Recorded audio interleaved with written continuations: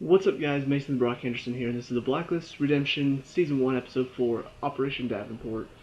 So, this one was pretty interesting, just in the fact that we kind of get some more story going forward, but we also get a pretty interesting case on the inside as well. I'm starting to realize that a lot of this story that's moving forward, the stuff with Scotty and Tom and his father, all of that, I've been talking about how some of it feels like it should have been saved for much later in the season. Like, this is pretty interesting stuff that we're getting into, and it's only the fourth episode right now. I think that's kind of what it's doing. I think it's doing it on purpose. It's not something that they're just like, yeah, let's just have this and have this. It'll be interesting right away. I think they're just going really fast with it. I think they're moving really fast with the story on purpose. It's not really for me. I personally wish that they would wait and let us grow a connection with these characters first before they start dropping all this information and story heavy information on us. But it's what they want to do, so that's what they're doing. They're sticking with it at least, and I can respect that. But as far as this story goes, Scotty tracks down the detective that was looking for Christopher. Then she finds the adoptive parents that took him in, and then she goes there, and then they show her a picture, and she's like, that's not my son.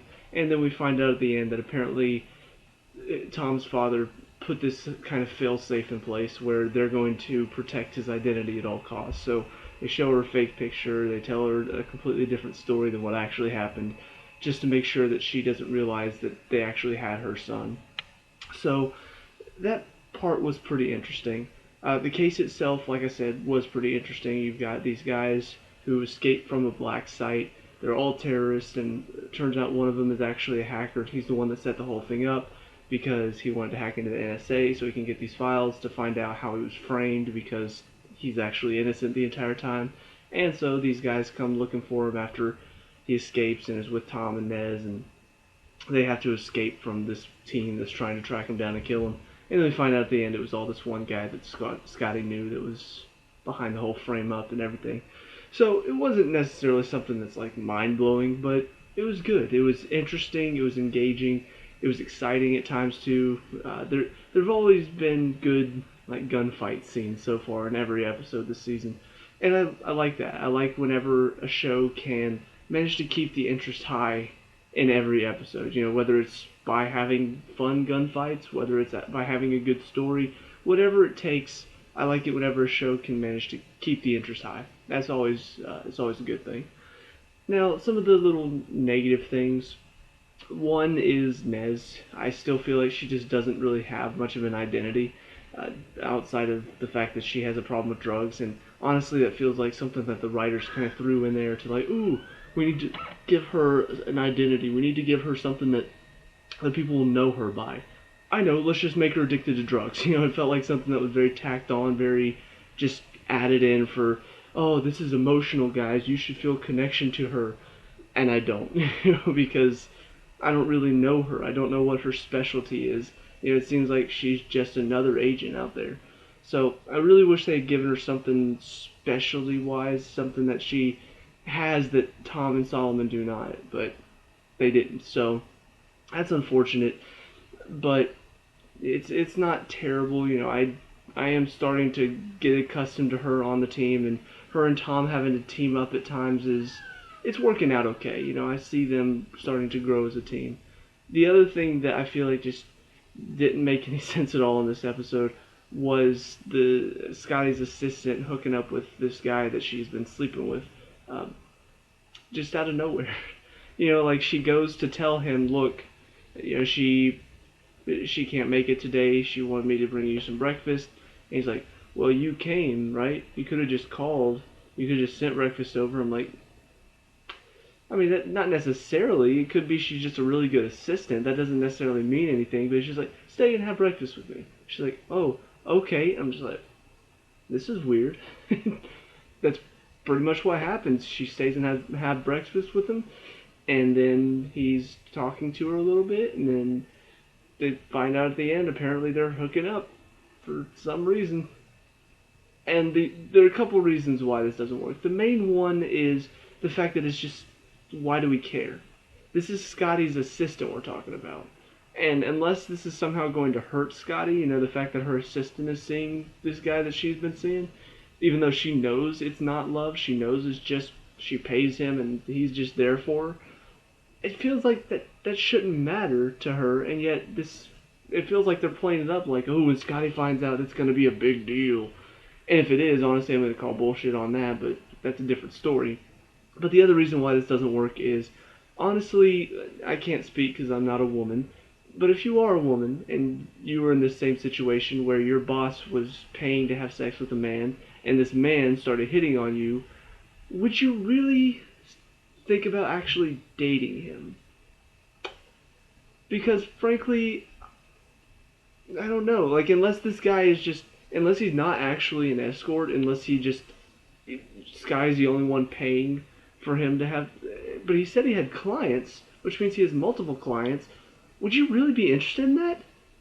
Like, you guys have been dating for a while, so now you're staying together now. He comes home. Oh, honey, how was your day? Oh, it was great, honey. I slept with Gemma today. She was good. She played for the complete package. And then I went and saw Stacy later on, and she was okay. She didn't really bring her A game today, so it was just not as interesting as usual. Would you want to have a conversation like that?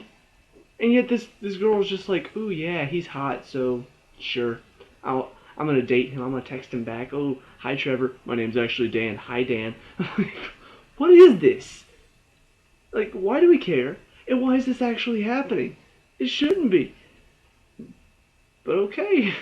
And the main problem that I do have with this is not that it's a boring storyline or a dumb storyline or an out of place storyline. It's that it's kind of wasting time from other stories that could be more interesting. You could devote a bit more time to make Nez a more interesting character than just, oh, she has a drug problem. You could give more time to Dumont and his brother, because that's an interesting thing for me. The fact that he has a little brother who's also a hacker, but on the wrong side of it. On the we're going to tear down the government side of it. And you get what, maybe a minute and a half with them? They throw some insults back and forth, and that's it. He tracks his phone, tracks his call, and that's it. I feel like more time could be devoted to something like that, so giving Dumont or Nez more personality. But no, let's waste about 5 minutes with this whole, oh, Sky's assistant and Dan are hooking up now. Ooh, wonder what's gonna happen there. So yeah, it just seemed out of place. It seemed very strange all over. But that being said, it is a small part of it, and the rest of the show is doing pretty well. Like I said, I enjoy the stuff with Scotty trying to find Christopher, trying to find out about her son, and Tom talking to his dad. And I'm really curious whether or not I can even trust his dad. Because he's telling him about this, and his dad just keeps changing the topic, like he's not even listening to him, and it's kind of bizarre. Like he goes in, he's like, listen, Sky found out about my parents. She's gonna go talk to him. Have you found out about Whitehall yet? She's gonna find out about my parents, and she's gonna look at a picture of me. She's gonna see it was me. Has she told you about Whitehall? it's like he keeps changing the topic, like he doesn't want to talk about it. And in the end, we find out there's a plan in place. But why not tell Tom that? Why let him freak out about it and just keep asking, Whitehall, Whitehall, Whitehall? She told you about Whitehall. If she had told him about Whitehall, I'd be like, yeah, she told me, Dad.